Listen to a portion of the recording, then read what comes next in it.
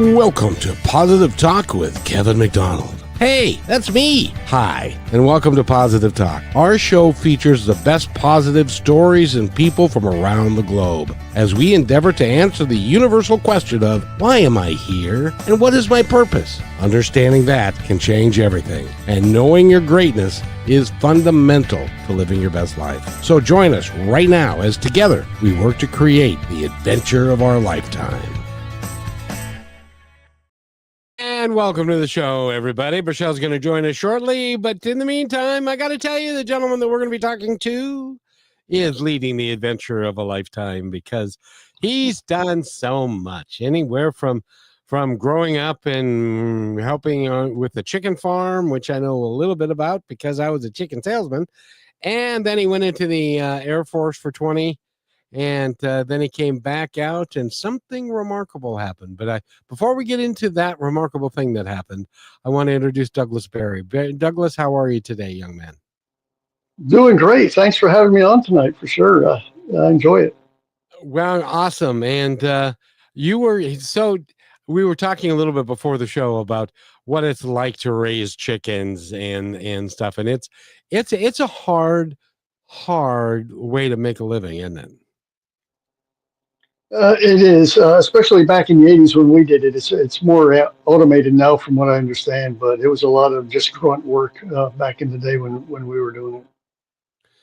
Yeah, and correct me if I'm wrong, but when you get the chicks, you put them in a corner of the house, and as they grow, you move the wall so it's half the house, and then as they continue to grow, because they're a herding animal, they love to be together, and then Yep. then 2/3, and then when it gets all the way to the end and the house is full, then these incredible human beings come and they they harvest the chickens and they grab them each by their feet and they put them into these cages and then they put them on the truck and away they go to where I picked up the story with the processing company. So, and those people that did that, it's amazing because chickens don't like to be picked up by their feet a lot.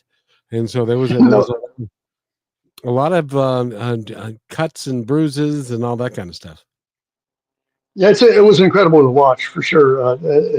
Sometimes it made for quite the long night or early morning, for sure. And when you're raising chickens, it's 24/7, isn't it? Yes, sir. It sure is. I was still school age when we were doing it, so it was like wake up first thing in the morning, feed the chickens, and then go off to school.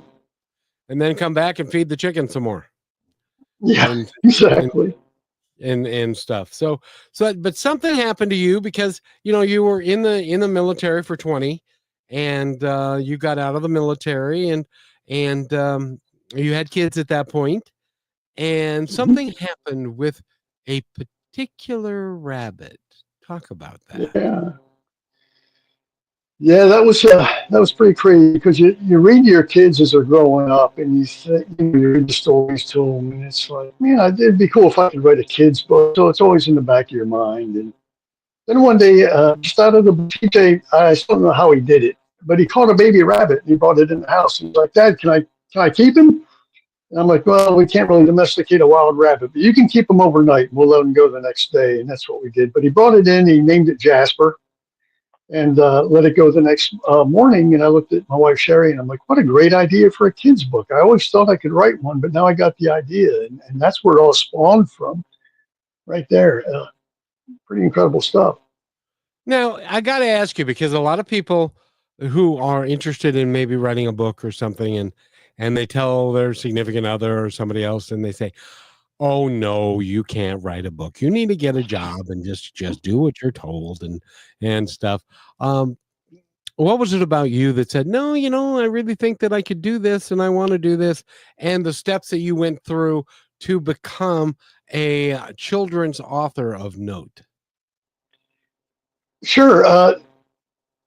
I didn't know if I could do it, but I knew I had a good story, and so I kept putting it out. And I like to tell people that you got to work through your failure. I was turned down 3 or 4 times from different publishers, and eventually it was a hybrid publisher who picked me up, Fulton Publishing. They saw the story and said, yeah, that's a really cute little story. Let's go ahead and do that for you. So we got it all pulled together, and I learned an awful lot about publishing books on the fly. I had no idea how to do that. So that was quite an experience in of itself. And even just coming up with a story about the book, the first book, what was it about? Was it about a rabbit that was captured and was held overnight, or were there other aspects of that story? Yeah, no, I knew going into this I couldn't have it be captured. Otherwise, if good Lord willing, and it actually took off, I didn't want a bunch of kids running in their backyard trying to catch a rabbit. That would not be a good thing. So Jasper in the book actually sneaks into the house through a little one of those little plastic doggy doors, a little pet door. Oh, sure. So he sneaks in through that and starts like sidestepping along the walls, all peeking around corners and stuff, and then the kids in the house finally meet up with him, and they name him Jasper, and play some games with him and do that sort of thing. And then when he's released the next day, he's got to go out and tell his woodland friends and convince them, because they don't believe him. He actually spent the night in that people house over there. Oh, in that crazy. And so what was the reaction of his woodland friends? I know that they said, no, you didn't do that. But Yeah. what was Jasper's reaction to his night in the house, as it were?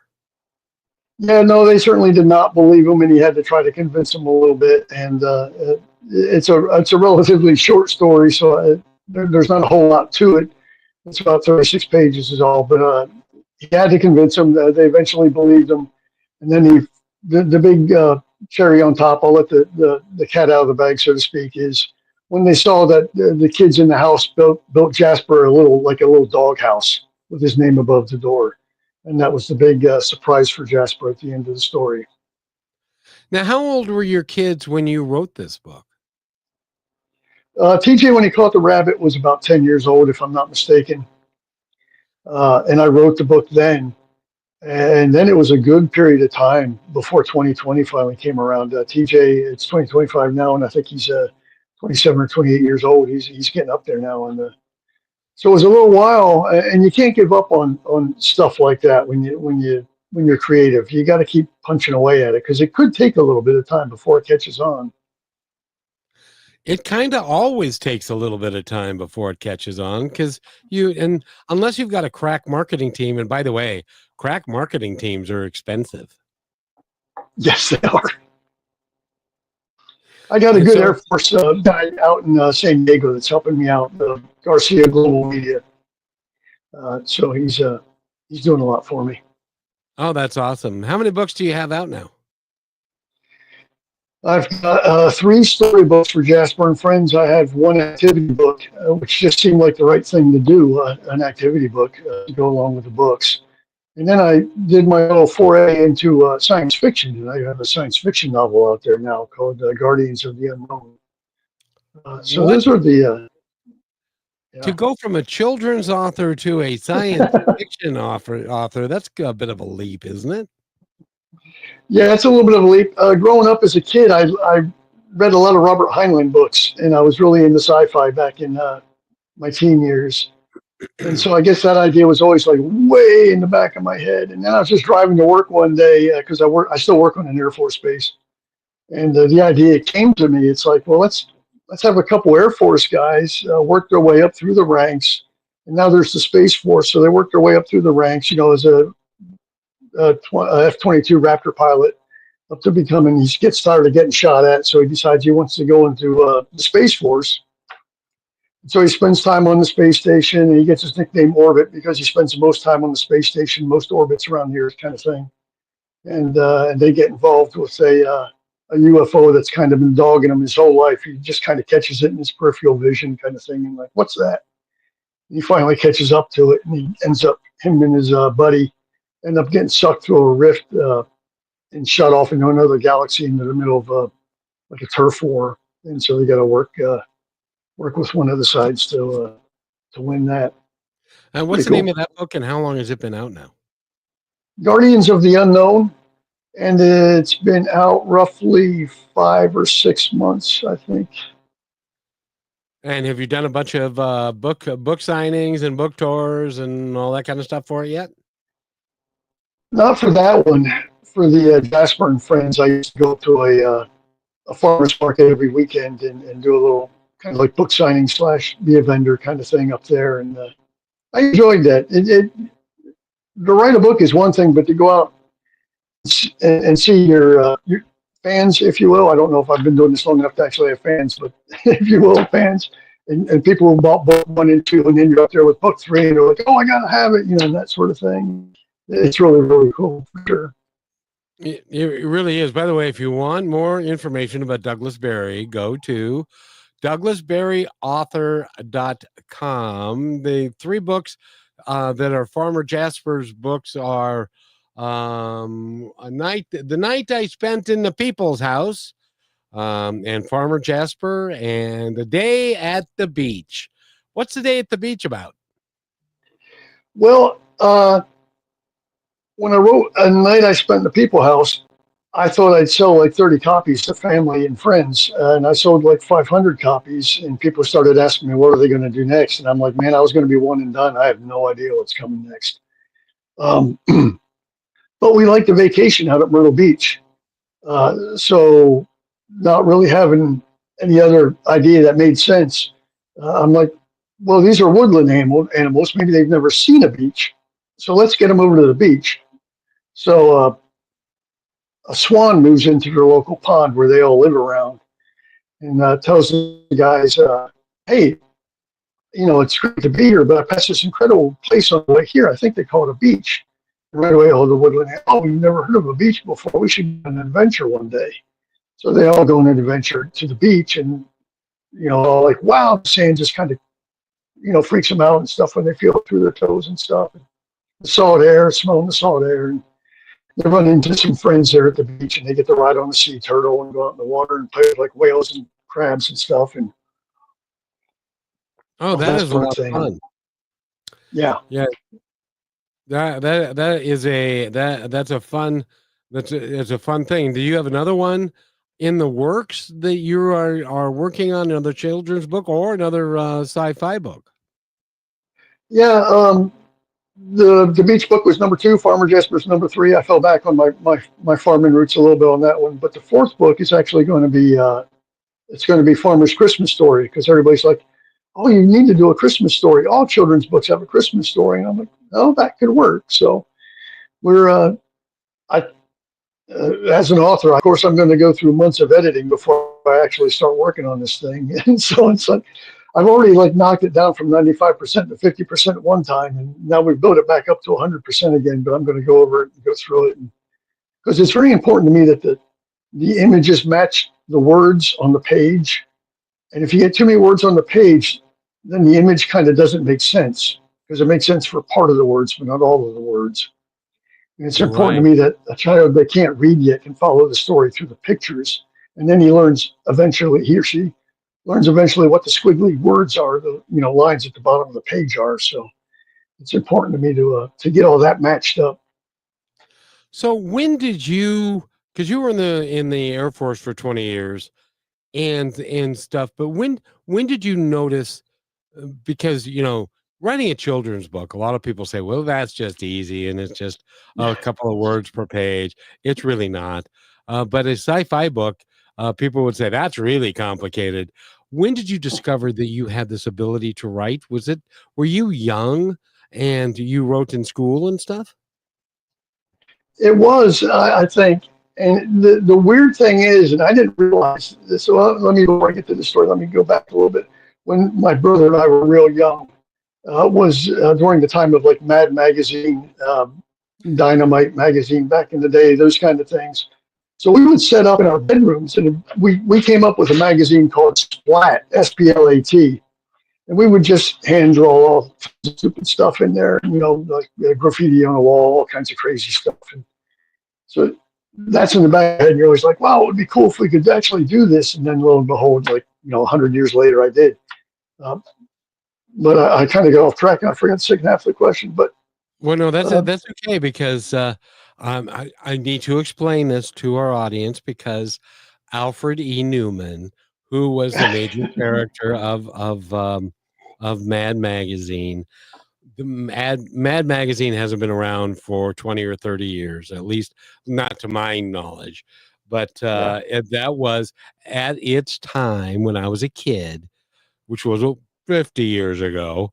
It was a big deal. Everybody had Mad Magazine out. There actually was a Alfred E. Newman for president at one time, Yep. and he had freckles on his face and a gap in his teeth and big ears, and as I recall, and all that kind of stuff. And in those days, there weren't a lot of that kind of stuff out there. So you guys created your own, and that would have been so much fun to do. And so you've just kind of learned and continue to grow, and now, and by the way, your first Jasper book sold over 500 copies. Is that right? It did in about the first 8 months or so. Yeah. I wish that would have kept, the sales would have kept, literally going in that direction. I think all total, I've probably sold 2,500 or 3,000 books, which isn't bad for an independent author. Do you But realize? I've got bigger things in mind. Well, and good, because you should be following your dreams and following those bigger things, because I got to tell you that the average author book sales of an independent or even published is like 200 copies. Yeah. And so you are in rarefied air that you sold that many copies of the book. So that does give you the or let me ask you, does it give you the feeling? Well, you know what? Before I ask that question, we need to take a quick break. And when we come back, I'm gonna ask Douglas if he knew that he was special and was going to be able to do this and to do anything he wanted to with it. And we'll be right back after this message. And by the way, if you think you want to be a real estate agent, if you are one, but are having very limited success, have I got a guy for you. You became a real estate agent for freedom, success, and real momentum. So why are you still stuck waiting for closings to save you? I'm Ophir Adar, founder of Real Momentum, and I help agents like you become seven-figure earners. My first client that I coached, brand new agent, made $250,000 back in 2006. What's the secret? You feed your white wolf. That's the part of you that's bold and unstoppable and a closer and able to build rapport quickly. So click Get Listings at Real Momentum and let's unleash your real estate potential. And welcome back to Positive Talk with Kevin McDonald. Hey, that's me. Anyway, we're talking with Douglas Berry. He's an author of children's books and a sci-fi book that has come out. And there's more in that. There's more rattling around your head as far as being an author than what you've done so far. What's next on the agenda? Well, I mean, we've got the books. I'd be lying if I didn't say I had an idea for a second sci-fi novel. I'm just kind of waiting to see how sales go on that. They could be better, to be quite honest. We'll see how that goes. But as far as the whole Jasper thing goes, I was told by a gentleman by the name of Dave Knoll. He wrote a book called Visionary in Charge. And he said, he said, don't dream big. I'm like, Dave, what do you mean don't dream big? You're always told your whole life to dream big. He's like, no. He's like, it takes the same energy to dream big as it does for you to dream huge. And that's a good message. It's like, if you've got an idea, don't just dream big, dream huge. So there's other things going on that I've got in the back of my head for Jasper and friends. We have recently started. The images for the first three books, don't get me wrong, they're great, they're cute. They remind you, as I've been told, of the old storybooks that folks our age grew up with. Right. But I'm developing three-dimensional characters now. That's what I've been doing for about the last 3 weeks. I've been taking with ChatGPT and and inputting my images of the two-dimensional cartoon style characters and developing a three-dimensional character like the Pixar, I guess, for lack of a better term, characters. So we're gonna show the world those maybe in the next week or two, maybe this week. Depends on how my graphics guy is doing, and see if the Jasper fans want me to step up my game to that next level, or if they really like, the old school illustrations, we'll stick with those. But we're headed that way. I've also got an ability to now manipulate them so they'll move, which is really cool too. And so if you do that, then you're going to have to come up with scripts and voicing and that kind of stuff. Have you thought about hiring voice actors and going through all of that stuff? Yeah, it's all a path. It's all growth. It's all making the brand better. When I got the 3 books done in my head, and the whole idea of thinking huge is, and I've had people tell me this, it's like, this would make a great cartoon. And I'm like, yeah, it sure would. But starters for a cartoon in my head is like, well, all cartoons have a jingle, right? They all have like at the beginning of the show, they all have a little song. So with the help of ChatGPT, I wrote a little song, and then I was introduced to a gentleman from LinkedIn, one of my LinkedIn contacts, Matt Clark. And he actually had a program where he could put vocals and music to my Jasper lyrics. So now we've created an incredible jingle for Jasper and Friends, which you can hear on my YouTube page and that sort of thing. And now we're getting the characters to where they're 3-dimensional, and they should be able to move. We're still working on that, but that's the process. And in the back of my head, I'm thinking it's like the cartoon gets closer and closer and closer. I've already got a voice for Jasper. I've actually used my voice through an app that alters your voice. It's called, the actual voice is called Small Creature. And it's a weird process because I have to talk real slow because the app speeds it up so fast to give it that squeaky sound that if I talk too fast, it just all jumbles together. And my daughter's did the same thing for a mouse voice for those things. But yeah, it's definitely a process. I probably don't know what I've got myself into, but we got that going on. I've actually developed a board game too, but board games are so expensive to develop. But I've got the whole idea, the whole board, everything all figured out. I just have to find a place to manufacture it at a reasonable rate. So I got to ask you, what do you want, Jasper, in your mind's eye? What do you want Jasper to sound like?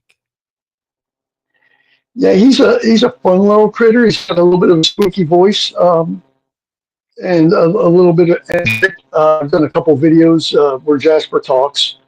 If you go to Jasper and Friends Facebook page, you'll see some of those. You might have to look at it a little bit because it's been a little bit. I've been so busy doing other stuff. I haven't done the voice in a while, and I'll get back to that, especially with getting the full animation character kind of thing going. So when I reintroduce the characters in their 3D thing, I want Jasper to do the introduction. So I'll be doing the voice for that when the time comes.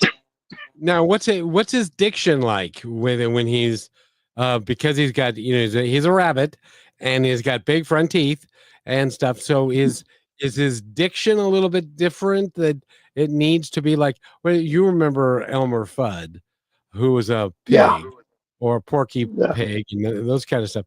Are you envisioning his, because this is really interesting to me because I really, it's interesting how people come up with voices and who was it? Mel Blanc, who came up with Bugs Bunny and Daffy Duck and all those guys and stuff. So I want you, being the creator, to direct me, being the voiceover talent, how you want this character to sound. Yeah, like I said, kind of a high squeaky voice. When I was going through the process of coming up with a voice with the app that I use online, I sent out a bunch of audio files to family and friends. And initially, he just talked too fast, And some folks are like, I can't understand what he's saying. He's just talking too fast. So that's why I realized I had to start slowing down my input into the program. I had to slow down my almost talk like this. And the hard part about that is because you still want inflection in his voice, right? You still want him to sound excited and happy. And when you talk real slow, it's kind of hard sometimes to get your voice to fluctuate, to go up and down. So you really got to work on that and find the sweet spot. And I may have to practice a little bit again before I try it again because it has been a while.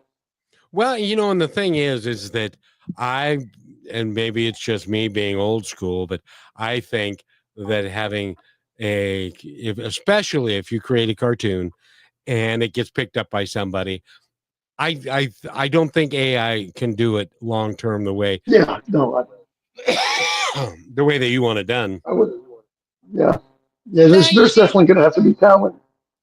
Yeah, you're gonna have to find somebody who can talk like a rabbit, and Yeah, exactly. and that Yeah,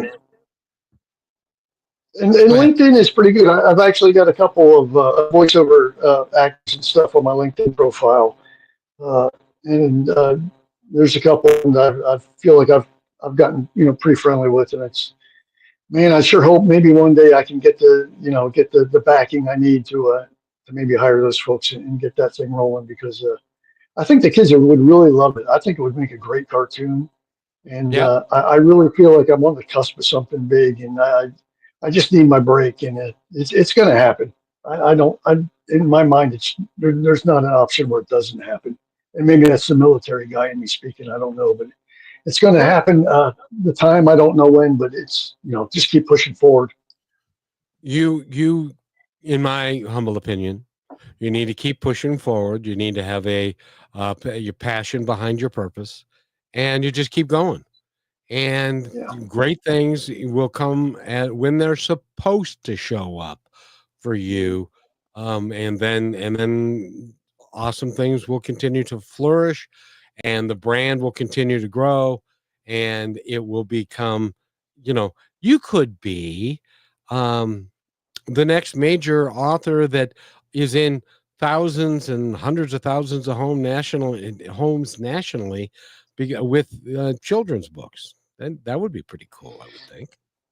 yeah. It's kind of you're leaning kind of towards into my goal now because I've got a little bit of a background and a little bit of a base of the pyramid built. Uh, My books are available everywhere online, Amazon, Barnes and Noble, Books a Million, Walmart, other online stores carrying, but they're not. I'm slowly getting them in stores. My big success is I actually got them in a bookstore in Aruba, which was just crazy the way that happened.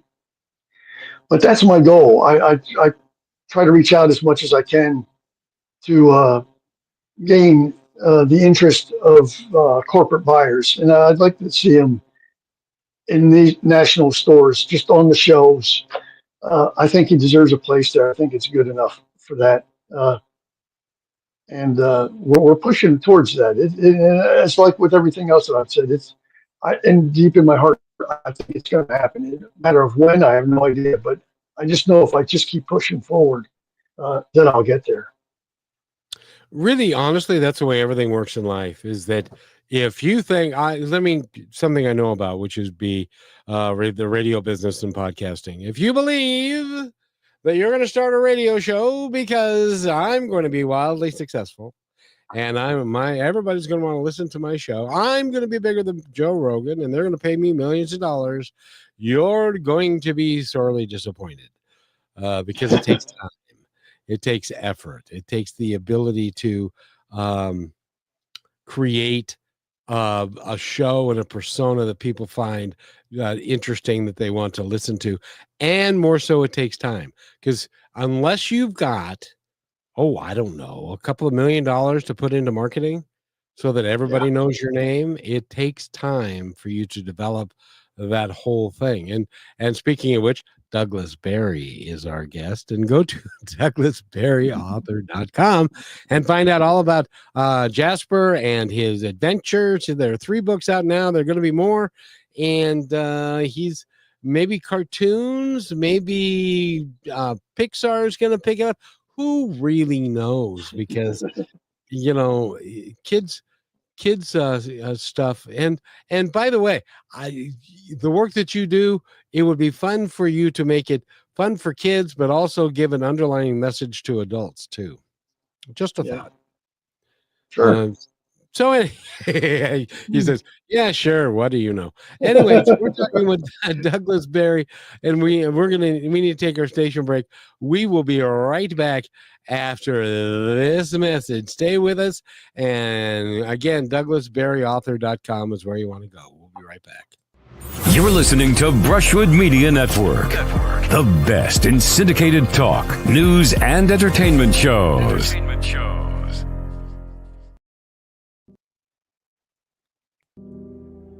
As you go about your daily life, look closer.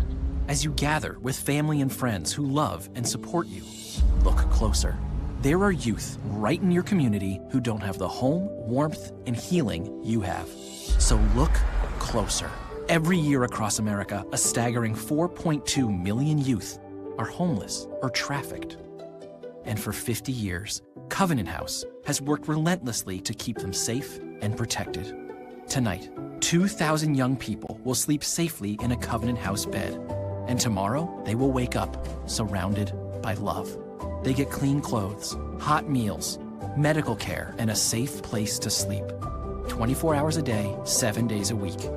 In sites across America to help them fulfill the great promise of their lives.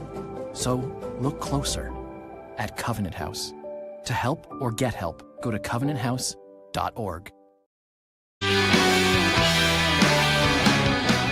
And welcome back to Positive Talk. We've got a great children's author here. His name is Douglas Berry, and he's written 3 books under the Jasper the Rabbit.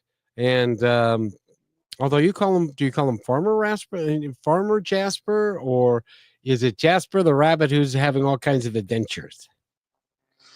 Yeah, Jasper the Rabbit. It's just doing all kinds of stuff. And the beauty of it is that as I'm writing these books, I try to put little nuggets in the background of a story. Yeah, that I can maybe jump a hold of down the road. Like in Farmer Jasper, there's one scene where they notice a train going down behind the farm, and I put that in specifically because now in my storyline, there's a train. There's a possibility of travel. And the same with the Jasper and friends going to the beach. Well, now they know that this creek river runs to the beach, and there's could be boats there. They could get on a boat and go on an adventure that way. They could go on a train and go on an adventure that way. And also, recently it came to my I had an epiphany that animals can dream just as well as anybody else can, right? Yep. So Jasper could look up in the stars, or he could see a race car. Jasper could go drive a race car. He could go to sleep and dream about driving a race car. He could go to sleep and dream about space travel. He could go to sleep and dream about anything, doing anything, scuba diving, whatever. And so it really opens up the Jasper universe to where, it's much endless. Exactly. Now you've also not only Jasper, but you also have his friends. Who are some of his friends of note? Yeah, he's so far we've developed a mouse, squirrel, a duck, and most recently a swan. There was a really cool looking toad in Farmer Jasper. I'm still debating whether he's going to be a reoccurring character. They did such a good job of drawing him. I'm like, wow, that's a really cool toad. I may have to work him in later on in other books too. So that's the brunt of the group right there. They'll run into other folks down the road. Like the next book was the Christmas story. They're going to run into a wise old owl during that, and he's going to tell them the story behind the manger. And then I've got another book back in my mind, excuse me, about maybe something designed more to address somebody that's handicapped. And the brunt, nobody steal this idea. The brunt of the story is a ground mole it's going to rain real hard, and the ground mole is going to have to surface because he can't stay in his burrow during all the rain. But when he comes up to the surface, he can't see, so he's basically blind. And Jasper and his friends are going to have to help lead him around and help him find his way back to his home. So some That's ideas down the road. that is a really cool, because that's great, because children need to know that there are other people that may have a disability. They may be blind, they may be deaf, they may have ADHD, or they may have autism and stuff like that, but they're still people too, and we need to Yep, treat them with the dignity and the ability that we all have to be kind to one another. exactly. And so that is Yeah. a really good story. So I Thank you. highly Thank encourage that. And you. because yeah, so it would be great. Do you see yourself at one point going to Hollywood and talking to Disney and putting together this, and of course they'll want to buy it from you and stuff like that? Would you sell, or are you committed to putting this together and seeing it all the way through? Uh, I mean, everybody wants to just see it all the way through, but I guess money talks, right? I don't know. That's a good thing. I'm actually reading a book on Walt Disney. I'm trying to learn as much as I can from the folks who have done this sort of thing before me. So I figure the best way to do that is read their stories, and it's nice to know that when they were starting out, they're going through the same things that I do. But it's just the persistence, the drive to just push through all the bad stuff. I mean, Walt Disney went through some horrible things, starting up people trying to steal his ID and all that sort of thing. So it's nice to know they went through it and saw how they perceived or persevered through that. And it gives you a little bit extra oomph in your own journey for sure. Well, did you ever hear the story of Sylvester Stallone? I did. If it's the same story I'm thinking of about the first Rocky movie. Yes, about creating the first Rocky movie, and Yeah. he wrote the script. And I even have more background on it, because there was a gentleman by the name of Jack or Horan. Jack Horan. He was a 6'6" professional fighter, and he was also an actor. He was in Superman 2. He was one of the guys that came from Krypton, who were in prison in Krypton and that kind of stuff. Big guy, wonderful man, and he was also doing movies in addition to boxing. He fought Muhammad Ali and Joe Frazier, and he was in the heyday of that. And one day he was had a little bit of a part in a movie, and there was a younger guy who had a little bit of part in that same movie, and he knew who Jack was because of his boxing background. Now, this younger guy had never been to Philadelphia, and so he sat down and talked to Jack, and Jack filled him in about the boxing scene in Philadelphia, what it's like, and the smokers that they had, which were fights that they would put on every weekend and stuff. Well, he ended up taking some of the things that Jack had told him and some of the things that one of the other fighters experienced with Muhammad Ali, and that's how he built Rocky. And I thought that was really interesting because he'd never been there, and so he used all that information to build the story that became Rocky. And then, of course, there was the whole thing about he wanted to act, and then they said, no, we'll pay you this. And he got so bad he had to sell his dog for like $20 so he could eat. And the odd thing is, after he sold Rocky and made a bunch of money, he went back to get his dog, and the guy said, yeah, it's $2,000 is all. So anyway, but when your writing process, when you're thinking of new stories, are you talking to people about various concepts and ideas about the story of where it should go and who they should meet and some of the things that go on? Are you doing that as well? Not too much. I mean, maybe I did for the Christmas story, and because somebody came up with that idea and it just made sense. It's like, yeah, every kid's series of books should really have a Christmas story. But the other ones, just I kind of wait, and the ideas just kind of come to me. I don't have a whole lot beyond the blind mole, other than if I really start thinking about, okay, well, let's get them on a train, that sort of thing. But it'll come to me, and it'll come to me when the time's right. And that really is, so that kind of is your process. You just allow it to, you think about it, and then things just come to you. Is that kind of how it works? It is. I found that if you try to force stuff, it doesn't seem genuine. You really got to wait for it to kind of come to you and do it that way. And the interesting thing about that is that's kind of how you're using your intuition to develop those things. And musicians use it all the time. Authors, poets, artists, they wait for their intuition because they don't force it, and their intuition will show up for them. Paul McCartney is one of my favorite story of that, with the song Yesterday, that just he woke up with one morning because he was dreaming about it, and it became a really big deal.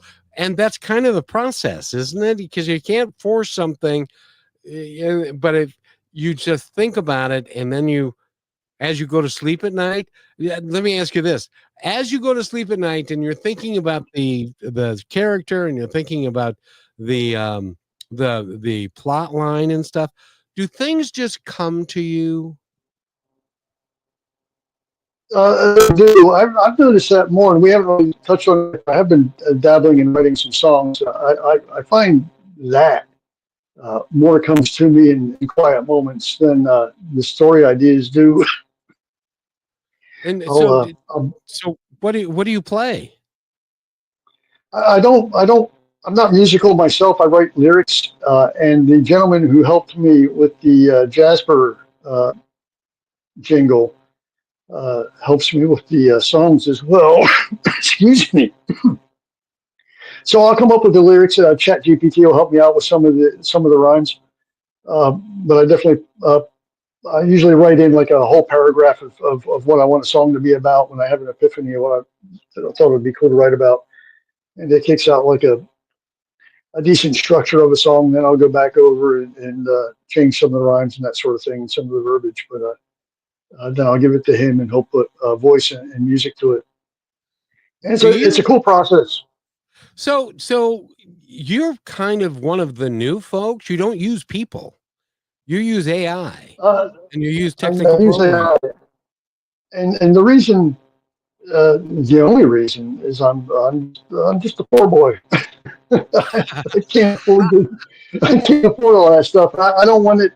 The fact that I can't afford that stuff, I don't want that to stop my It's a weird thing about creativity, man. When I started books, and you start being creative, and you open yourself up to your creativity, and people start giving you positive feedback on your creativity, it's like you can't turn it off. You really don't want anything to stop it. You just want to keep going with it. And that's really the mindset, I guess. It's I've got an album called Send Me, mostly Christian music, on Spotify. I've got a lot of songs that are Christian music and not Christian music, because I'm a big Jimmy Buffett fan. So that's kind of almost the other end of the spectrum. Rest his soul. Yeah, rest his soul. But that's on my YouTube channel, Douglas Berry YouTube channel. You can go there and hear the songs. And I draw inspiration from a lot of things. Douglas Berry is going to be a big name in a lot of different ways. So he's a children's author. He's a scientist. What am I trying to say? Science fiction author. He's a musical author. And by the way, do you know who Bernie Taupin is? I do not. Bernie Taupin never has played an instrument in his entire, well, he may have, but not professionally in any way, shape, or form. But he is one of the wealthiest lyricists around. You know why? He had a good friend that they were, way back when there was an ad in the paper that this company was looking for a songwriter and looking for a lyricist, and they put Bernie Taupin together with a guy, you may have heard of him, a guy by the name of Elton John. Does that ring a bell? Oh, yeah, a little bit. And Yeah. Bernie Taupin has written all the lyrics for all of his songs, and they made a ton of money together. So maybe that's in your future too. Maybe, I don't know, my the most viewed song I have right now, and I'll try not to get too emotional because it's kind of about my brother who died from cancer. It's called "Nothing in His Hands." Um, Yes. when my brother was in hospice, he would reach out to us like he was going to give us something, but there was nothing there. But you took it anyway. Yeah. So Yeah. that's what the song's about. And I think it's great. I have a similar story of my dad when he was just before he passed, in the several days before as well. It is remarkable the things we as humans do not know. And when we're looking at life after death and the other side and all of that. Um, but it was a great moment that you had with him, I'm sure, and I'm sorry for your loss. Yeah. Yeah, that song is just over the last 10 days. It's had and it's not huge numbers, but it's had 256 views over the last 10 days. So Good it's for you. my most Good viewed for one you. so far. And one of the other songs, my wife actually made it to the radio. I called a radio station in Chrisfield, Maryland, and they actually played it on the radio. And that was the coolest thing ever, to hear one of your songs played on the radio. So that was pretty awesome as well. That's a big deal. You're going to have to come back, and when we have another moment, and play some of your music, because I'm a big music fan, and we like to support independent musicians on the show, as well as authors and all the things that you're doing. You're a pretty talented fella, by the way. Yeah, I'm learning that. Yeah, like I said, once this creativity thing kicks in you and you realize people are enjoying what you're doing, and they are with the books and now the new music and stuff. It's really it's really cool. It's nice, and you It just like to makes push it you, out there. yep, and it makes you want to continue, It because does. yeah. So congratulations. We need to take a quick break, and our last break, and then we're going to be right back with Douglas Berry. Go to his website, douglasberryauthor.com, and find out all about Jasper. We'll be right back. When the game is on the line, championship teams know the game plan. They communicate and work together to win. We all need a game plan to protect ourselves online. Talk to family and friends so they know how to stay safe too. Create strong passwords, turn on multi-factor authentication, update software, and recognize and report phishing, because online safety is not something you want to fumble. Get more game-winning tips at CISA.gov/secure our world. Then share them with family and friends.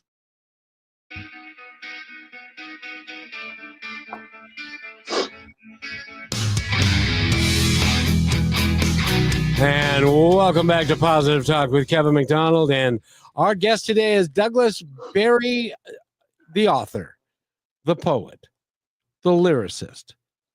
He does a bunch of different stuff that it's almost like, young man, that I have to pull it out of you to get all the things. What else about you don't I know that you're doing creatively, besides being an author, being a lyricist, being a poet, being developing these stories and stuff? There's probably more rattling around in that brain of yours, isn't there? Well, I've done some wild stuff in my lifetime with the Air Force and everything. And one of the people who interviewed me said, "You're just kind of an onion, aren't you? We just pull back layers and layers, and there's just more and more weird stuff goes on." I have tried out for the Cincinnati Reds 100 years ago. It was more of a Bob Uecker moment than anything, but it was fun at the time. I've been known to hang out at the racetrack. I was a volunteer, sometimes paid member of Rich Woodland Racing, and we did some NASCAR Craftsman truck stuff and some NASCAR Busch stuff. And I think we even did a NASCAR race every once in a while. But it's just, you really have, I guess what I have to say to other folks is, like, you've got one life. you might as well make it epic. You might as well get out there and do the stuff you want to do. Don't listen to people who say you can't do it. Just keep pushing forward and do stuff. I did the racing thing. I sent out 5,000 emails because that was back when uh, computers were just kicking around and email was the only thing we had. I sent out so many emails. It was ridiculous before I finally landed on the team. But you just can't. You got to take failure out of your vocabulary and replace it with the word learning. There's no failure in life. You just learn and you move on from your learning. I think that's a wonderful sentiment to have. There's no failure in life, and you're just continue to learn and to grow. And who was it? Edison that invented the light bulb. They say that he did it wrong like 6 or 7,000 times before he got it right. He just kept going. He Yeah. knew it was right. It took him a long time, but he figured it out. So that's I'm glad that you're doing that, because that means that you're going to be very special at one point. Hopefully, eventually, it's coming. We'll see. Indeed. Where are you right now? Columbia, South Carolina. I'm at the house, Jasper World Headquarters here in Camden, South Carolina. Rather. Jasper World Headquarters, and you're going to have to let people. And by the way, is your house depicted in anything, or the backyard, or where is this the house where the rabbit was found? You are digging into the story. You know it.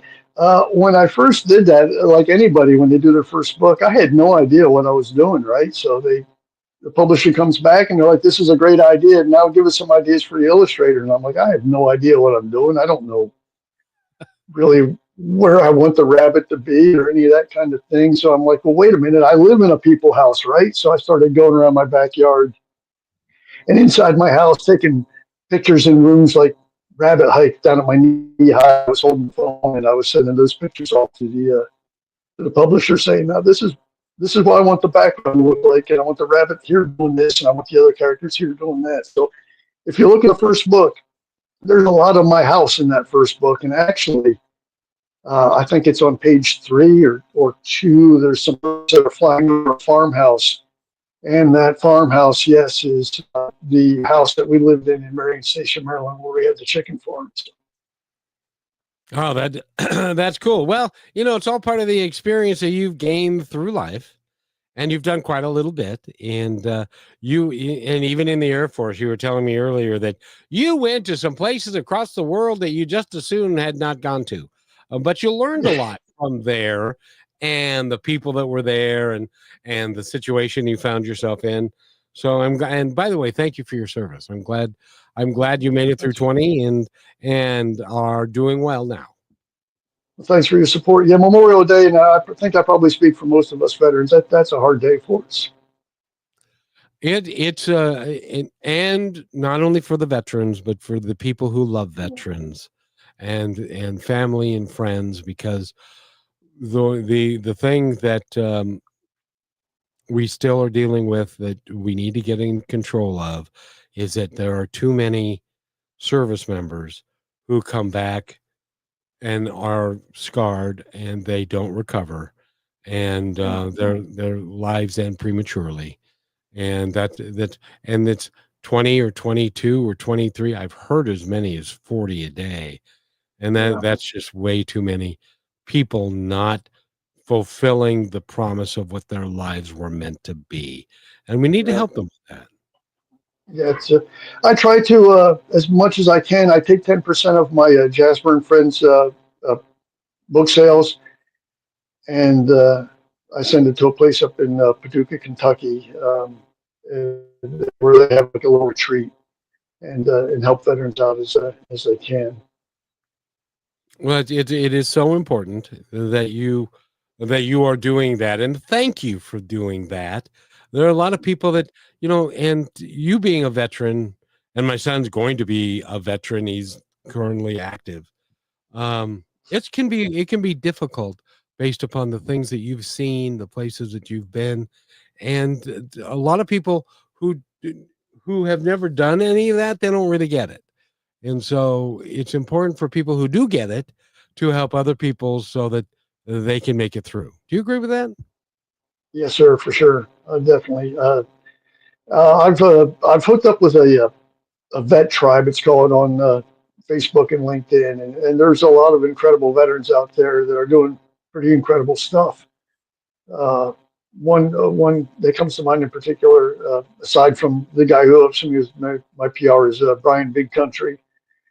He lost a leg, and he's a para-athlete now, and he found a little spot where military para-athletes can only compete like 2 or 3 years outside of their service, and he didn't think that was fair to para-athletes that were in the military and had stayed and had been out longer. So he is actually in the process and doing a real good job of developing his own Olympics, if you will, for para-athletes up in North Carolina, and he's doing awesome stuff up there. So just give a shout out and a big thanks to Brian Big Country up there.